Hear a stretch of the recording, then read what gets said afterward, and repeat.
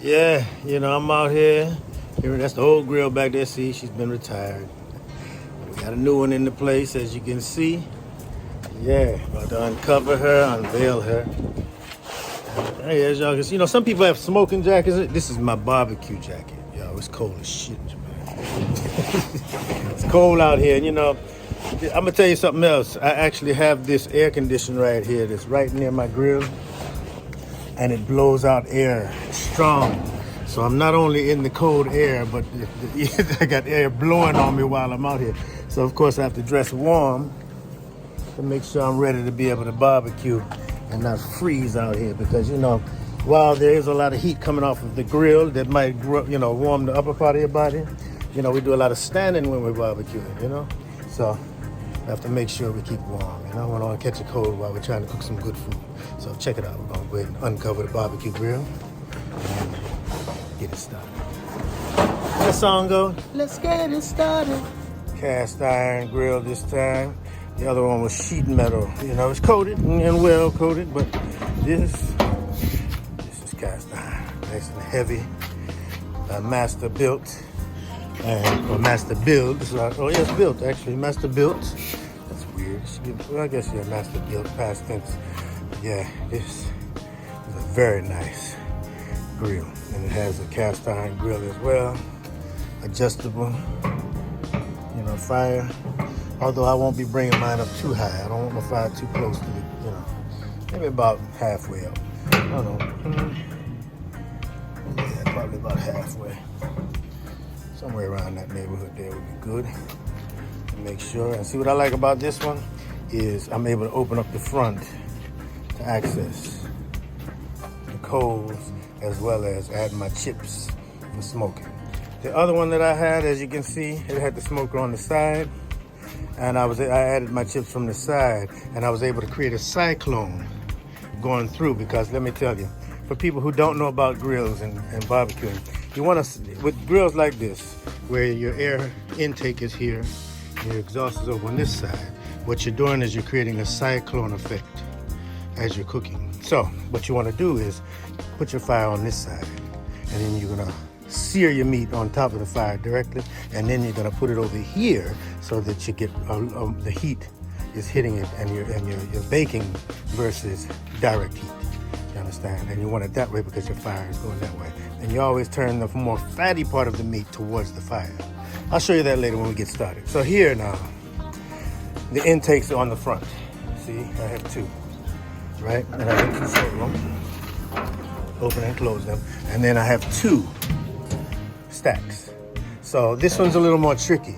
You can use it different ways, but what I'm gonna do, since I like this, to cook in the way I do, I'm just gonna open up one side completely. I'm gonna have this one completely open on this side, right? I'm gonna close this one down. And then what I'm gonna do is open up this stack. I'm gonna free it up. And I'm gonna close this stack. You understand? So that way what I'm gonna do, and I wanna open it up far at first, when I'm getting my fire going and stuff. So as you can see, I have it wide open and that one completely closed. So what's gonna happen is my air is gonna go in and create a cycle.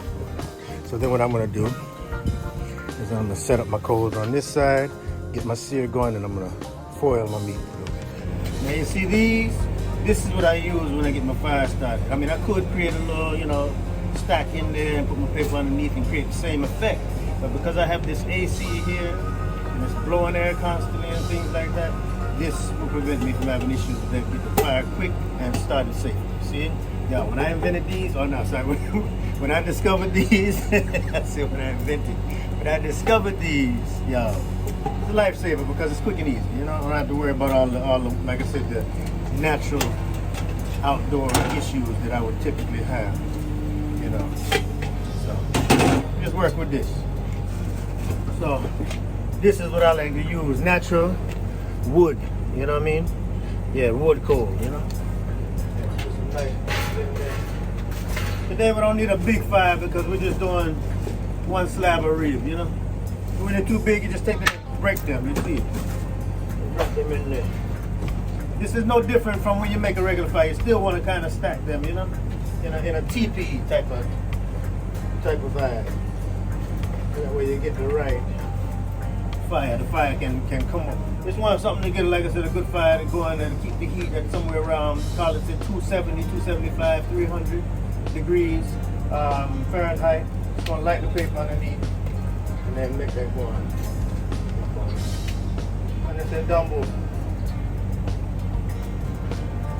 You place that on top easy, but you don't want to make it go out. Just use this, you know. Chakaman, as they call it in Japan, you know. Yeah. I have some other chips. I have my box full of the regular wood coal, and I have some smaller chips that I use after the fire starts. I'm gonna sprinkle some of these smaller chips on top. You see it. And then I have these different types of wood chips. This one here is a mixed blend, and this one right here is a hickory. I buy these and I smoke. And for those who don't know about barbecuing, when it comes to barbecuing, you know, smoke, when it comes to meats, it's the first time, the first heat is where you can really get the flavor inside the meat. You see it. If I put the food on the grill and let it cook and then smoke it after, then all I'm going to do is smoke the exterior part, the outside of the meat. I want the smoke to get into the meat. So the first time that meat hits the grill, you want to smoke it right away. You understand? So that way the first burn, the first fire will give you that smoke inside the meat. You see? And then of course the coal, because we're using natural wood coal, it itself will also give you a nice, you know, flavor smoke while you're cooking as well on the exterior of the meat. So as soon as I get this fire going, we're gonna put the ribs on the grill, and I'm gonna drop some smoke chips in there and smoke it out nice. You see it both front and back. Other thing to know, when you put meat on the grill, bone down first when it comes to ribs, always. Put the bone down, put it on first, let that go on, get the smoke in, get the nice flavor, flip it, put some more smoke chips in there so you can get some more smoke in there, and also blaze up the fire so you can get a nice sear on the meat. And I normally do about, say, 10 minutes on each side of the meat, and then I take that and I'm gonna put it in foil for about 40 to 45 minutes. When it comes to ribs, I'm telling you, they're gonna be nice. But anyway, go on, check it out. I'm gonna show you everything, every step of the way. That's Grace, y'all. For those who haven't met Grace, that's Grace. Y'all met Claire already, the cat. This is Grace. Calm down. Sit. Stay. See, that's Grace, y'all. Yeah. She's my barbecue partner. Anytime I come outside for barbecue, Grace is right alongside me. She already know. From I grab my shoes, you know, I'm never saying nothing. From the second I grab my shoes, she's ready. At the moment, I'm in the kitchen. I just finished seasoning up my ribs. Now, here's the thing. The ribs were marinating in the refrigerator for the last few days, couple days, you know. Minimum, I like to do at least 2 days. And I usually use a beer. I used to use wine on ribs, but I found that beer actually tastes better. It gives a lot nicer flavor. Steak, nice red wine is good. But for ribs, chicken, beer. Beer is nice. So I just finished seasoning them up, as you can see. And I'm not going to divulge what's in or on my ribs or my marinade other than the beer. Someday I will. Like I said, I'm thinking about doing a book, you know, recipes. But right now I'm just showing you what it looks like before it goes on the grill. But I'm not going to divulge what it is that's on it yet. See how quickly this thing works? This thing works really fast. The fire already ablaze, you see it? And I'm not using I don't use no lighter fluid or none of that, because I don't want no gas taste or fluid taste or chemical taste in my food. You understand? We just want natural wood coal, natural fire. Yeah. You know already. Gotta have me a beer when I'm doing my thing. Yes, just dump those out and nice, hot and ready to go. As you can see, I created a nice little space, just the right space for my ribs, you know. And now I'm gonna add some smaller coals just on top to kind of keep the fire burning, you know. So this will start moving. I'm gonna fan it a little bit so that it will flame up a bit more. You see it? Fan it like that. You see it? Fan it like that. And be careful, because you don't want the sparks to snap in your eye or nothing. You fan it briskly so that the fire coal will get, so that it might get red, and then boom. All right. Of course, we have our clean and nice tongs for cooking. You know, we're not gonna use the charcoal, the same ones, you know. And then we're ready to go. As you can see, you want to put the fatty part of the meat. This is the fatty part, the thicker part, towards the fire most, you know.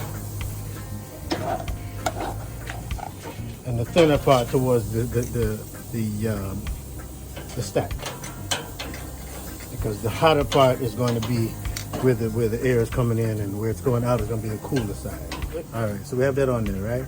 Right over top of the fire. We're going to get a nice sear, bone down, as I said. All right. The way I like to do my thing is I'll open up the fire right here. See it? Be careful. As you can see in there. See that's the fire. We got it open up. Then I'm going to throw my chips in there. Throw some chips in. So I'm going to pull out my chips. As I said, we got my chips. I'm not going to wet them. I just like to keep them nice and dry and just create a nice quick smoke. You know what I'm saying? So I'm just going to throw the chips directly onto the fire and get a nice fire blazing, and let that roll for about 10 minutes on that side. Flip them, do the same thing. See it, Jan? Just take it like this and just throw them in there. Throw some fire. See the fire start blaze? Just throw them in there. Right on top. Throw them in there. Right on top. Throw them in there. Right on top. Look at that. So that's going to give me a nice sear on that meat. We're going to close it up and let it smoke out. So as you see, we have one vent open on that side. That one is closed, so it's going to cycle through and come out right over there. As you can see. See how that smoke is coming out? As I said, it's quite a bit of waiting time. So this is outside my house. You know, y'all probably never seen outside of my house except for a few people, you know. So yeah, this is my house. Nice little day today. Yeah, it's a beautiful day today. You know, it's the sun's about to go down here in the next, say, 30 minutes. So we got a nice sear on the meat now, and we're gonna put it in the foil. We got some heavy duty foil right here. So what we're gonna do is take this, we're gonna place it. And here's the thing, as I said, you want the fat part, not fat part, but the thick part facing the fire, right? Pick that one up too. Put it over there on the foil. So we got the thick parts facing the fire. Thin part will be closest to the stack, right? So then before we close this up, just so it don't get dry, we're gonna spritz it with a little bit of apple cider vinegar. Get it nice and wet. I'm gonna seal this up real nice so that no air is inside, and then it's gonna just bake. Now you wanna put this, as I said, the thick side of the meat is closest to the fire, the thin side is closest to the stack. See, I'm just gonna put this right near the fire, but not on the fire. See how it is? All right, I'm just gonna close that up. Let that ride at about 275 degrees for about 40 minutes. And at this point, we're ready to close up the stacks. Boom. Close. And close up this.